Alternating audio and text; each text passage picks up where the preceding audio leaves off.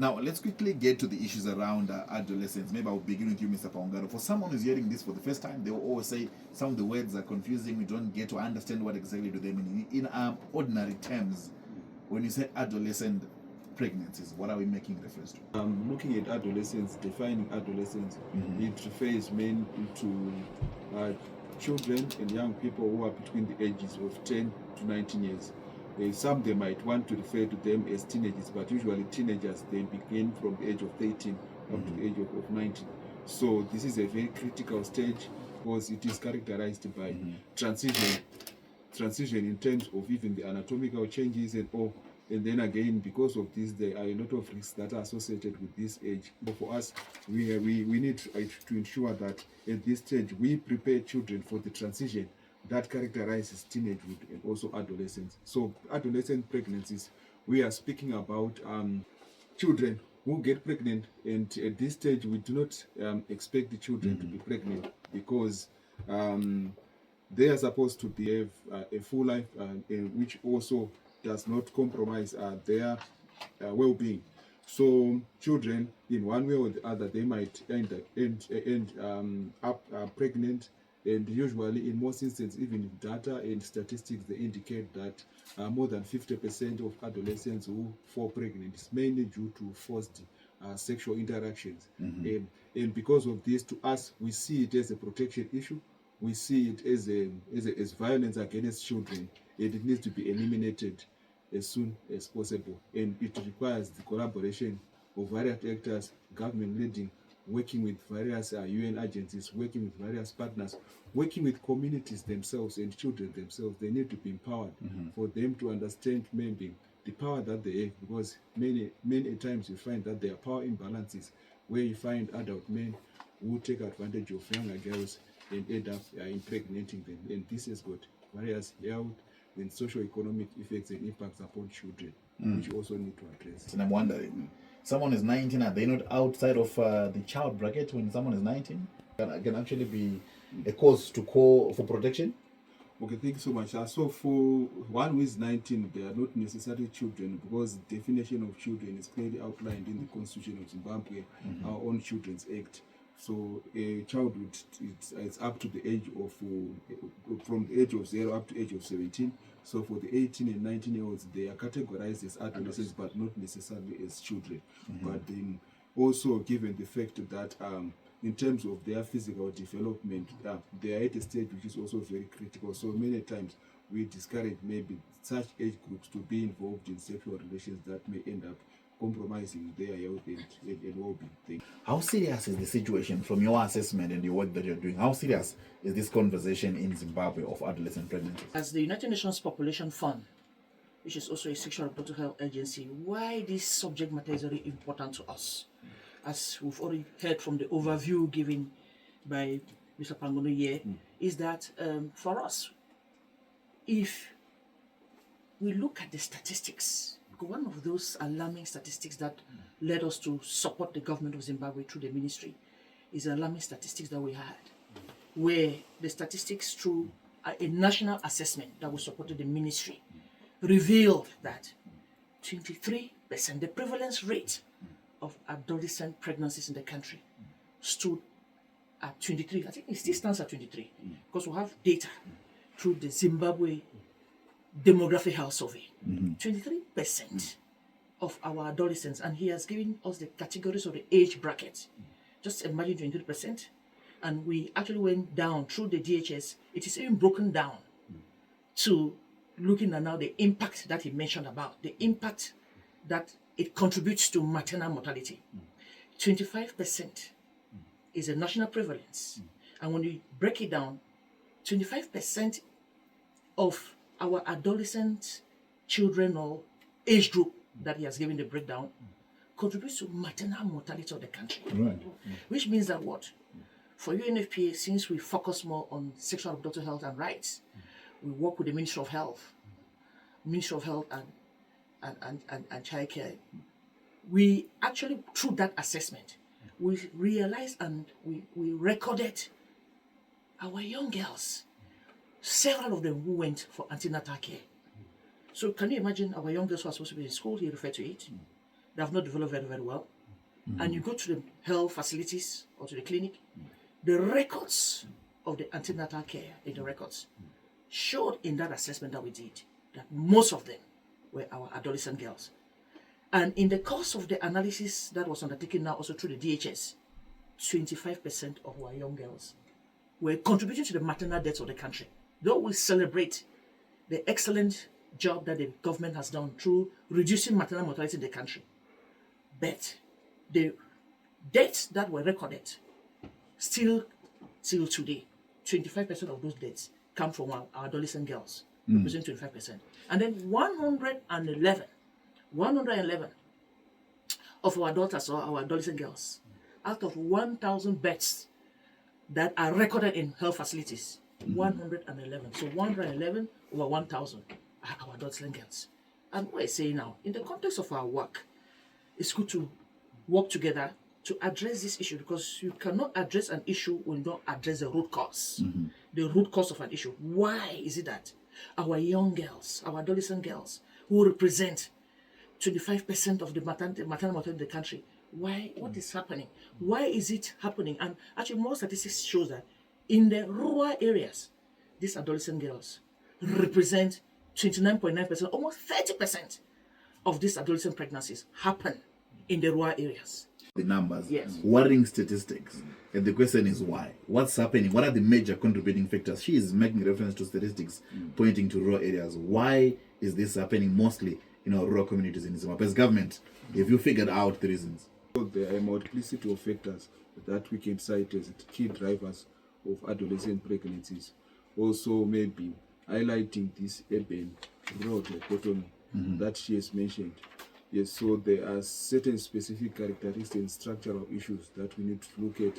One of them being the socio-economic circumstances, vulnerability, poverty, for instance. I think as a country we have also been grappling with the various disasters, one of them being COVID-19. We also grappled with the El Nino-induced drought. So because of this, also issues of food insecurity. Of course, government has been implementing the food deficit mitigation strategy in these areas, but you would find that there are negative coping mechanisms that also maybe might end up causing children to engage in transactional sexual relationships for the purpose of them maybe securing food and also meeting the basic needs. And then again, there are also other social, cultural, and negative social norms that drive the abuse of children and also adolescent pregnancies in general. So you would find that there are certain communities and also some religious sects again who also have practices that are negative in terms of them protecting children, and there's a general and generally accepting the marriage of children, as well as even early sexual debut amongst children, which mostly affect girls. And then, of course, also the culture of gender-based violence, as well as sexual abuse and exploitation, where we have older men who engage in sexual intercourse with younger children, and because of this, it also ends up also forcing them into marriage. So there are a multiplicity of factors that we can make reference to. And then again, also we are also as a country also grappling with the issue of drug and substance abuse. So because of this, we can also drug and substance abuse. It can perpetuate adolescent pregnancies, in that when children, particularly girls, when they are intoxicated, then they become vulnerable to sexual abuse. And then we have also seen the problem with drug and substance abuse also compromising parenting and caregiver support. So where a child has got a parent who is intoxicated, a parent who is using drugs, it then also impairs their ability or capacity to provide quality parent and caregiver support. So we have children who are unsupervised, and because of it, it also exposes them to drugs and substance abuse and to all kinds of violations. So, and then again, we are also in the digital age where children are exposed to sexualized content, whether on social media or various platforms, and because of this, We also have some cases, of course, there are adults who abuse children, but amongst peers themselves, there is also sexual interactions amongst peers themselves.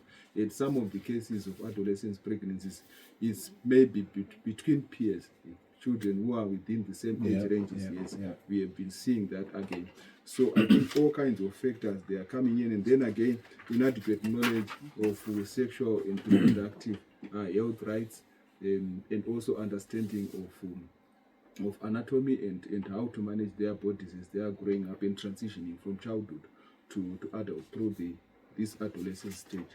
So maybe I can say, and then again, there's a general low risk perception among some of the adolescents in terms of what is it what are the negative consequences of having sexual intercourse at an early age. And then again, the ability again to negotiate for sex amongst adolescents is also maybe one of the factors that I might want to highlight. So, but again, the question comes back to you to say, as the government, you know what's happening, and people look up to government for protection. Parents who might not have capacity. You mentioned how the government is also intervening in terms of providing food.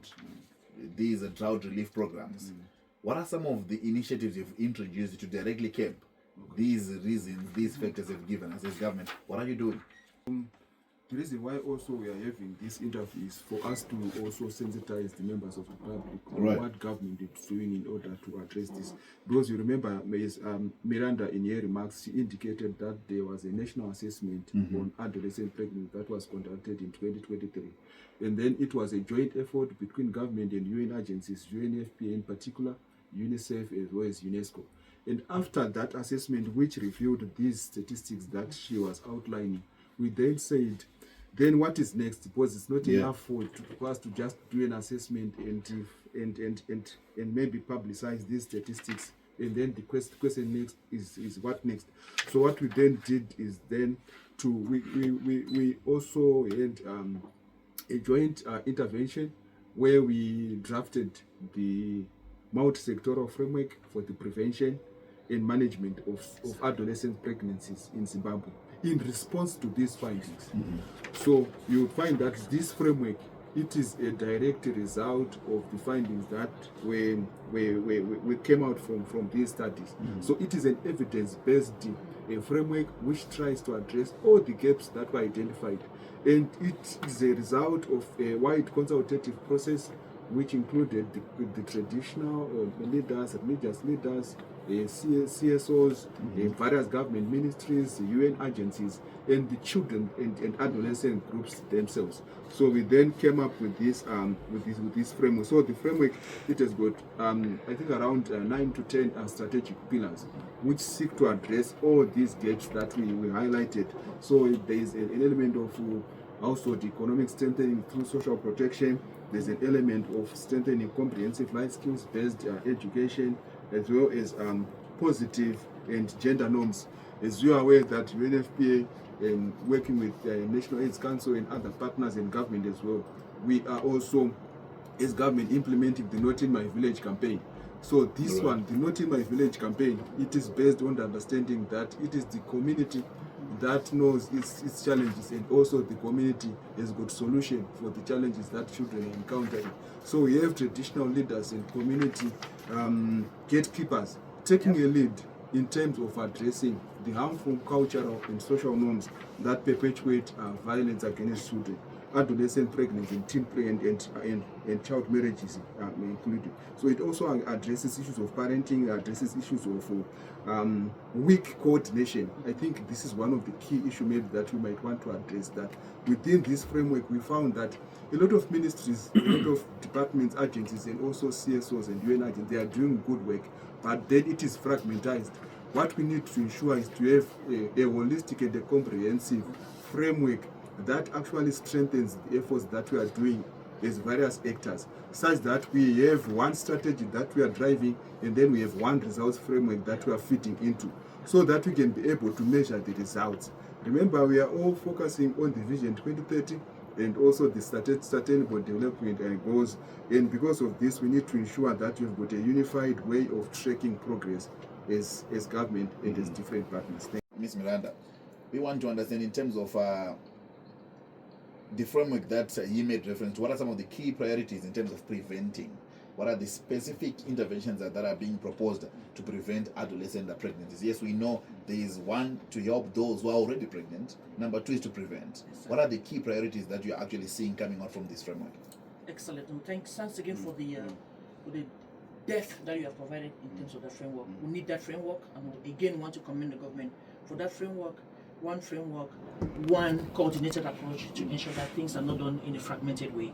Thank you so much. So one of those initiatives, as he mentioned, to prevent, they say prevention is better than cure. There's so many pillars of the framework that he has alluded to. Right. But to respond to your question about one critical action, in the course of teasing the issues in the communities, he mentioned the traditional leaders, he mentioned the religious leaders, and he made mention of the Not in My Village campaign.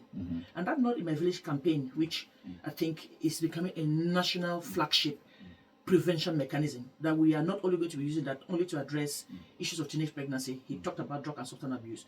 The traditional leaders, the chiefs in their community, for the last almost getting to 2 years, I think it was in August 2024, that the Not in My Village campaign was launched by the traditional leaders themselves to say that no, this teenage pregnancy is something that we don't want it in our communities, in our villages. So the community mobilization through the leadership of traditional leaders is one of those critical aspects that we are using. Not in My Village campaign is what? If you are a chief in your village and they come and report to you that, hey, this number of young girls, our daughters, are pregnant instead of being in school, what should we do? So Not in My Village campaign is one of those preventive campaigns that the country has been spearheading through the chiefs in the different communities.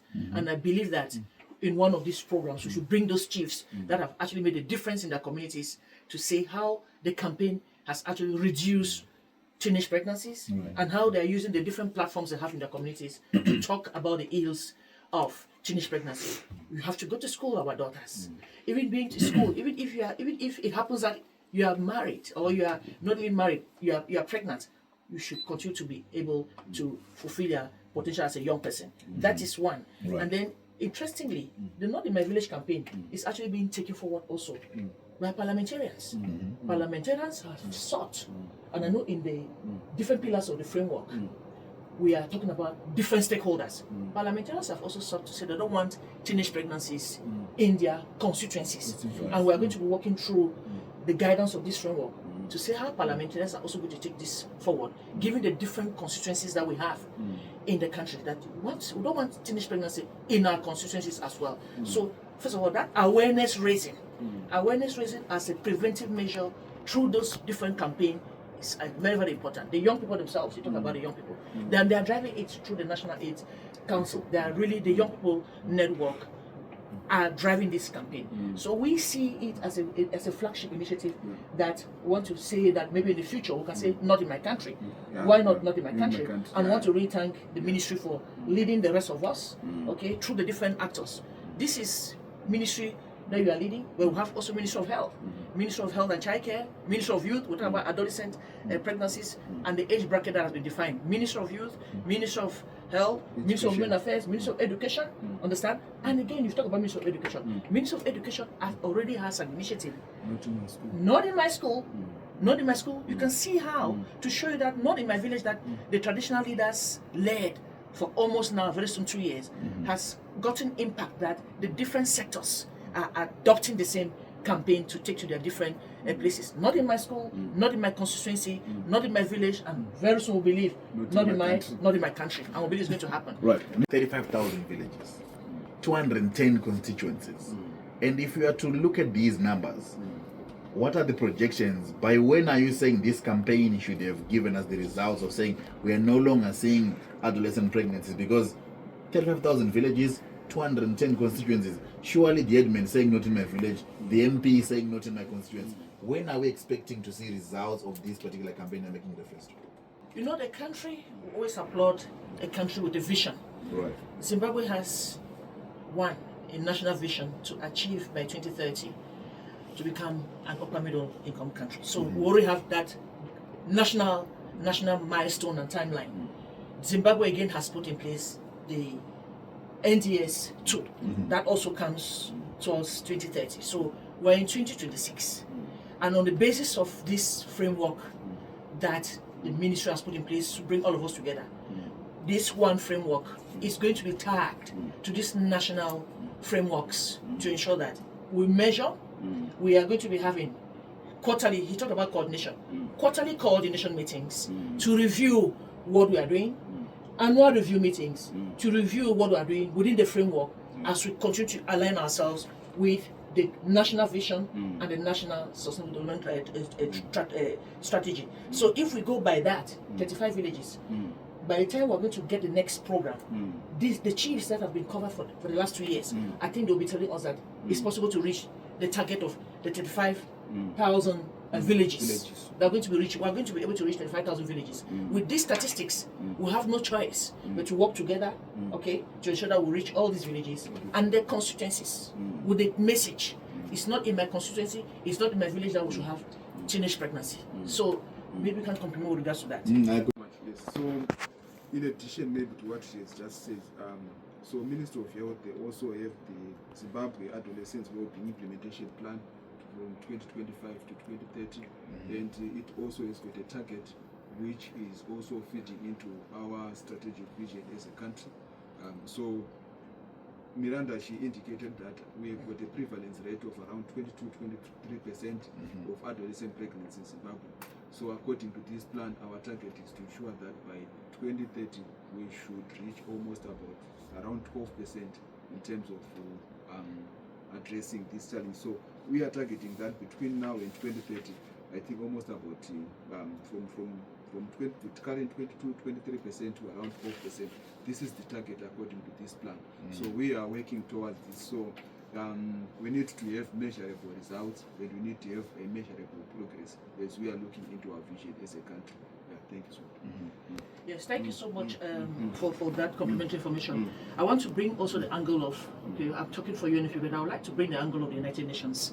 As we said at the very beginning that 3 United Nations agencies came together to support the government, to actually support the government to come up with this needs assessment. However, this particular issue of adolescent pregnancy falls within the bigger picture of the United Nations Sustainable Development Cooperation Framework. It's a blueprint document that we work, our partnership with the government of Zimbabwe. And I'm very, very happy to say that as this framework comes to an end in 2026, we're already developing a new cooperation framework of the United Nations and the government of Zimbabwe. And one of the very critical pillars of the United Nations Sustainable Development Cooperation Framework is pillar number 3. This pillar number 3 talks about human capital. And human capital, it is within the human capital that pillar that we have issues of youth, young people in general, and within which we have this adolescent teenage pregnancy issues. So the UN in its totality is going to be working with us. The 3 agencies supported the national assessment, but we are going to come in full force under this pillar to look at broader issues, including teenage pregnancy, under the United Nations Sustainable Development Cooperation Framework.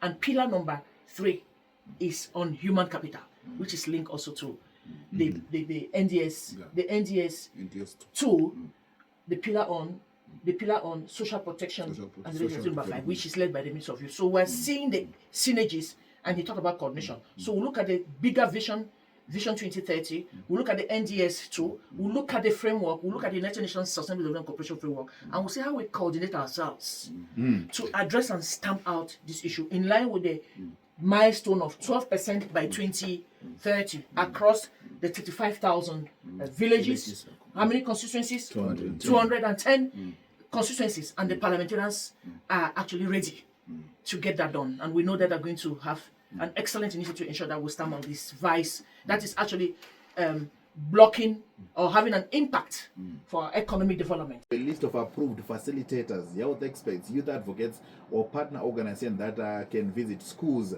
and community groups to provide education and awareness on adolescent pregnancies and related issues. If they have, how do we get access to them? Directly to you, the ministry?